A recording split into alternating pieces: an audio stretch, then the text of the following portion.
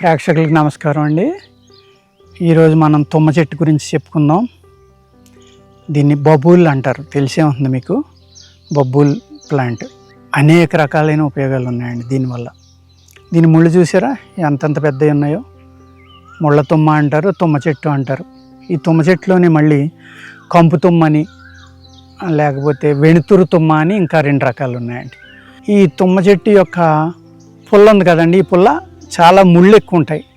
కానీ దీంతో పళ్ళు తోముకుంటే అనేక రకాలైన పళ్ళజబ్బులు తగ్గుతాయండి. ఇంకా మంచిగా అవ్వాలి అనుకుంటే ఈ చెట్టు యొక్క తోలు తీసుకోండి, తొక్క, అదే బార్క్ అంటాం కదా ఇంగ్లీష్లో, అది తీసుకోండి. దానిపైన ముందర పెచ్చులు అనేవి తీసేసండి, లోపల ఉన్న బార్క్ మట్టికే తీసుకోవాలి. ఒక 3 అంగుళాల వెడల్పు, ఒక 3 అడుగులు బారు తీసుకోండి. అంతే తప్ప బార్క్ తీయమన్నానని చెట్టు చుట్టూరు తీయొద్దు, చెట్టు చనిపోతుంది.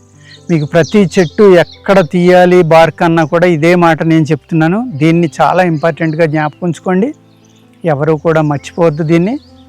ఆ బార్క్ అనే దాన్ని తీసుకుని చిన్న చిన్న ముక్కలు కొట్టి ఎండలో పెట్టుకోండి.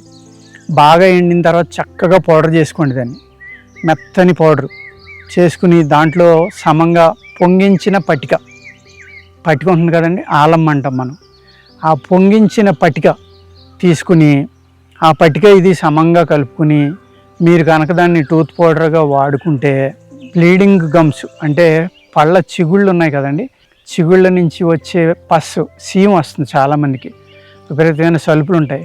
ఆ పస్సు రావడం వల్ల ఏమవుతుందంటే ఆ పస్సు అనేది మన నోట్లో ఉన్న సెలైవాలో కలిసి పొట్టలోకి వెళ్తుందండి. ఆ బ్యాక్టీరియా అంతా పొట్టలో చేరటం వల్ల పొట్టలో అనేక రకాలైన జబ్బులు మొదలవుతాయి.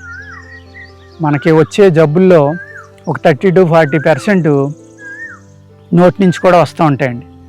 అందుచేత ఏంటంటే మన పళ్ళు కానీ, మన నాలుక కానీ, మన నోరు కానీ ఎప్పుడూ శుభ్రంగా ఉంచుకునేలాగా ప్రయత్నించాలంటే ఈ తుమ్మ చెట్టు యొక్క తాట తీసుకుని మనం ఆ తాటను కనుక మనం వాడుకుంటే నేను చెప్పిన విధంగా ఏం చేయాలండి, దాన్ని సన్నటి పొడవుగా బార్క్ తీసుకుని ఆ పైన ఎండిపోయిన పెచ్చులు లాంటివి చెక్కి లోపల తెల్లగా ఉండి కాస్త చెమ్మ ఉంటుంది కదా మెత్తగా, ఈ పైన పెచ్చులు పొడారిపోయి ఉంటాయి, పగిలిపోయి ఉంటాయి, అవన్నీ తీసేయండి.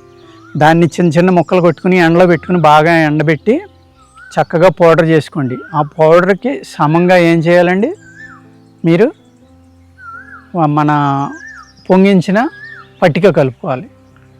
పచ్చి పట్టిక కలపొద్దండి, నోరు పాడవుతుంది. దళసరెక్కిపోయి పుండు పట్టడానికి కూడా అవకాశం ఉంది కాబట్టి పచ్చి పట్టిక కలపొద్దు. పట్టికని ముక్కలు మెత్తని పౌడర్ కింద పెడితే ఎనమ్మొగుడులో వేస్తే అది పేలాల్లాగా పొంగుతుంది, మెత్తగా అవుతుంది. ఆ నీరంతా ఇంకిపోయి పూర్తిగా మెత్తగా తెల్లగా అయ్యాక దాన్ని తీసుకుని దాన్ని చూర్ణం చేసుకోండి. అది సమంగా కలుపుకోండి. ఇంకొకటి ఏంటంటే ఇదే తుమ్మ చెక్క మీకు 100 గ్రాములు తీసుకున్నారనుకోండి, 25 గ్రాములు సొంటి కలుపుకోండి అందులో, సొంటి పౌడర్. ఇది 2వ ఫార్ములా. మీరు 100 గ్రాములు తీసుకుని చూర్ణాన్ని నేను ముందర చెప్పినట్టుగా జాగ్రత్తగా తీసుకుని దాన్ని చూర్ణం చేసుకుని ఉంచుకోండి. ఆ చూర్ణానికి 100 గ్రాములు ఉంటే కనుక 25 గ్రాములు సొంటి కలుపుకోండి అందులో. అర్థమైంది కదండి. దీంతో కూడా పళ్ళు తోముకోండి. ఇది పిల్లలు కూడా తోమాలి, రుచిగా ఉండాలంటే ఉప్పు కలుపుకోండి. సైంధవళానం కానీ బిడాలవనం, నల్ల ఉప్పు అంటాం కదండి, అది మీ రుచికి సరిపడి కొద్దిగా కలుపుకోండి. కలుపుకొని కనుక మీరు పళ్ళు తోముకుంటే ఏదైతే నేను చెప్పిన బ్లీడింగ్ గమ్స్ కానీ అలాగే పస్కారి, సీము కారి ఉంటాయి కదా, సీము నెత్తురు అంటారు, ఆ 2 వస్తాయి చాలామందికి. అటువంటివన్నీ కూడా తగ్గిపోయి పళ్ళు చాలా గట్టిపడతాయండి. నేను సొంటి ఇది కలిపింది, పళ్ళు చాలా గట్టిపడతాయి.